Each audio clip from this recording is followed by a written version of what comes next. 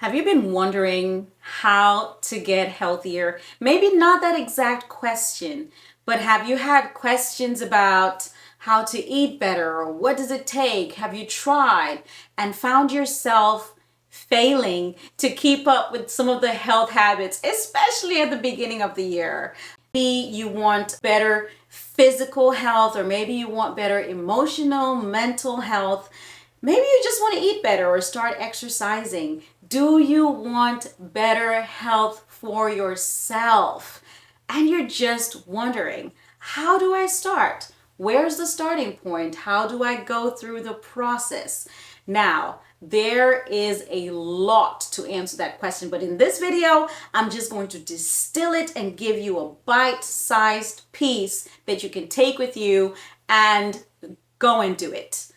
One of the things that stops a lot of people from trying to be healthier is their past experience of trying to be healthier.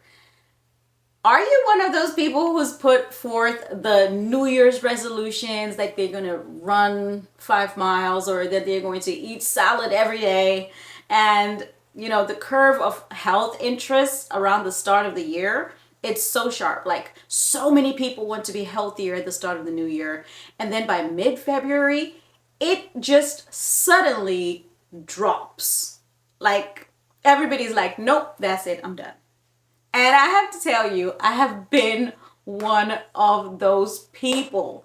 I have, to the point that at some point I was like, you know what? I'm not even doing it. I'm not even going to make the resolution. But why not? Why not try it again? I don't know. But now I just figured what I'm going to do. I said, I'm just going to do it. I'm just going to do the thing. I'm just going to do it. It has actually worked, but that's not what we're talking about today. Today, I'm here to give you a nice little piece of information that you can take and start being healthier. This is more of my own process, and so obviously the process is very I don't like that whole thing about many ways to skin a cat. We don't want to skin cats, but there are many ways to do a thing. So we are going to go ahead and talk about the way that I did it that has actually been done by other people, and they have had great success as well. First thing that I did when I wanted to become healthier, which is, again, so many things, but you just want better health. You want to eat better, you want to exercise a little more or move a little more, and you want to have better relationships, better skin, and all this, the good stuff, better sleep. One of the things that I realized I needed to do was submit myself to an authority. Find someone who has done that thing that I want to do that I can learn from. It can be a book, it can be a podcast, it can be a series, it can be a community, it can be a bunch of YouTubers.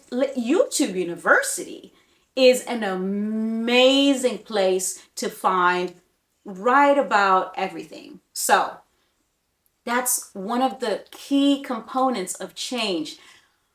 One of the things we don't think about whenever we are at point A and trying to get to point B, less healthy to more healthy, is that there's something we don't know. The human ego, it's so big. It makes me feel like, well, I should know that, or I know that already. Well, no, you don't know it, or you would be doing the thing if you knew that.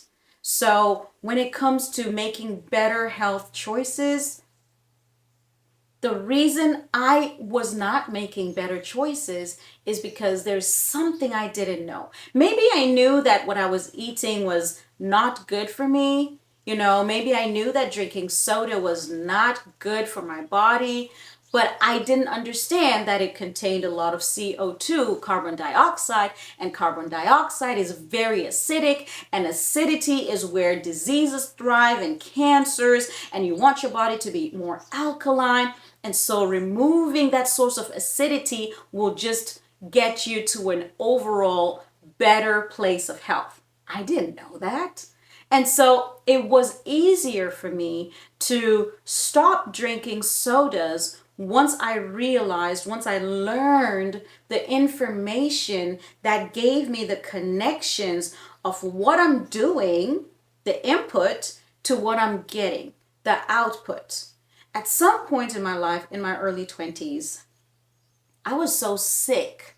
I was so unwell that the doctors were like, we don't know what's wrong. I was going from doctor to doctor, trying to get this test and that test. Nothing was coming up. And at some point, one of the doctors told me that I may have beginning stages of MS. That's multiple sclerosis. It's a very, very serious condition. And it was life changing for me to think, okay, in a few short years, I'm not going to have use of my body. And I had to mentally start trying to prepare for that. Well, I eventually found out that I did not, in fact, have the early stages of multiple sclerosis, but I did have these vague symptoms. I later found out that it was hormonal imbalance that was causing all these things, but I could make changes in my life through different inputs. So I had to learn to eat differently, eat for my health, eat to push back on the damage that I had already done. I had to eat like a patient. So when we think of being a patient, you think of the medications you take and the care you receive because you're in crisis, you're in a health crisis. A lot of times when we have certain feelings, maybe you just feel so moody all the time and you feel tired, we don't take it so seriously, but you are in a health crisis. If you're feeling unmotivated and you can tell that your body physically is not functioning the way it should, you're in a health crisis. So you need to feed yourself like you're in a health crisis. You need to feed yourself nutritiously, a lot of plant foods, a lot of water, a lot of rest. You need lots of sleep, you need lots of exercise. And so I had to do that in order to push back on this condition that my body was taking on. So one of the core components of beginning to see that change and taking on that new journey in health is simply finding a teacher. Find the teacher that you resonate with the most. Usually it's someone who has a similar story to you, maybe overcame similar struggles, maybe they look and feel like you, maybe they have the same family structure. Oh, it's a mom, she's got tons of kids, so maybe she'll give me things that I can do that work in my schedule because I'm a mom with tons of kids. Take those things into consideration and find your teacher. And just because I'm saying it, it might not be me. I will only be useful for you if there are things about me and what I'm saying that resonate with you. So find a teacher, find your teacher, and do what they say. That's point number 2. Once you've found your teacher, do what your teacher says. Do what that coach says. If you find yourself a health coach, do what the coach says. If it's a YouTube video series and someone is explaining how they went through this process for that healthier outcome, maybe how they started incorporating more water into their day, do what they said because you've chosen this person as your teacher. Follow ethically, of course, follow their practices, because there is this human nature bit of us that once we hear something and we're like, whoa, you did what? There's gotta be another way. Well, if you knew of another way, wouldn't you have done it by now? I'm just saying. you would have done it by now. So you don't know another way. So do the thing that's suggested for you to do. Try it. And you will find that you may actually experience incredible results. So find a teacher, do what they say, don't argue. Just do it. I have to say that slow. Don't argue. Just do it. Another issue that you may run into as you try to do these things, they may be counterintuitive. So they will go against your fiber, your being, and you're like, oh, well, yeah, but I hear what she's saying about more water. I guess my body is 70% water, my brain is 90% water, and that's why I'm having these headaches. But I really am having these headaches because I was in this accident 5 years. Well, maybe. But again, the counterintuitive part of that is the fact that you don't know the information. You don't know what's between point A and B. And so everything there just seems foreign. And what do we do with foreign stuff or foreign information? We just kind of shun it. We want to internally push it away. So don't push it away. Embrace it. Try it. It's going to be counterintuitive at times, but just push through. If it's a principle, it worked for that person, it will work for you. That's how principles work. They have to work for you, okay? So that's the second bit.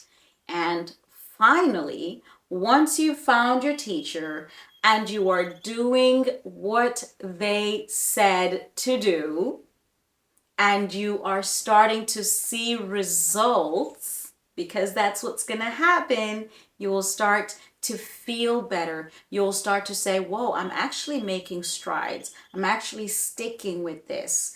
Then you need to make sure to guard your progress. Protect the person you are becoming.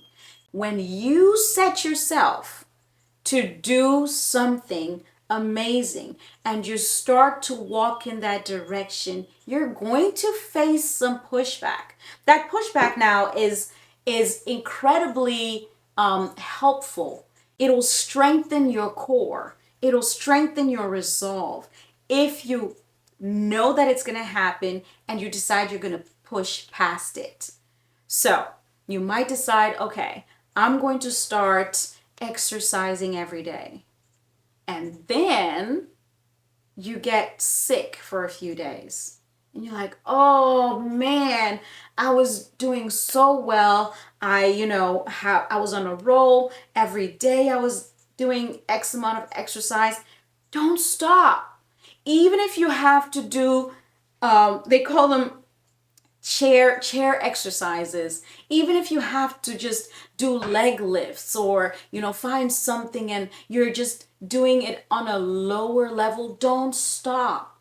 If you stop, it's going to be very hard for you to pick up again. You just need to keep going and don't get discouraged by the setbacks. They will come. Once you push past that, once you push past that feeling of exercising even while you're sick, it's going to be the most incredible thing because you will be stronger in your resolve. There'll be barely anything that can come and stop you, because even in a bad situation, even when you were down, you kept doing this thing. So now your mind is like, whoa, like we are committed to this thing. You strengthened your own resolve to do this healthier habit. If it's eating better, it won't feel so good after some time. If you decide to do a detox, you're going to go through a detox crisis. If you decide that you're going to wake up early every day and do your devotion and start your day in a better tone, you're going to face tiredness. And one day you're going to find yourself sleeping on the couch. I know this. I know all of it. because I've been there. I've been there. And one of the things that I had to do was set up accountability, because that's something that can help you during those tough times. Just, get a friend to join in. Hey, if you know someone who wants to do the same thing, just say, hey, I'm thinking about starting to walk every day. You want to walk with me? And if they can walk with you, that's great. Because on days you don't feel like it, guess what? Your friend is texting you, hey, I'm by the gate, I'm outside, I'm by the door. Let's go walking. If you decide you're going to pray every day, if you decide you're going to eat healthier, and you have someone who you're checking in with, and you're making sure that you are being honest with them. If it's not a good day, you're like, oh, I'm not having a good day, I don't feel like doing this thing. And they can just come over and encourage you and pep talk you, and you guys are back on the roll. So just remember, it's one of those experiences where you cannot get there before you get there.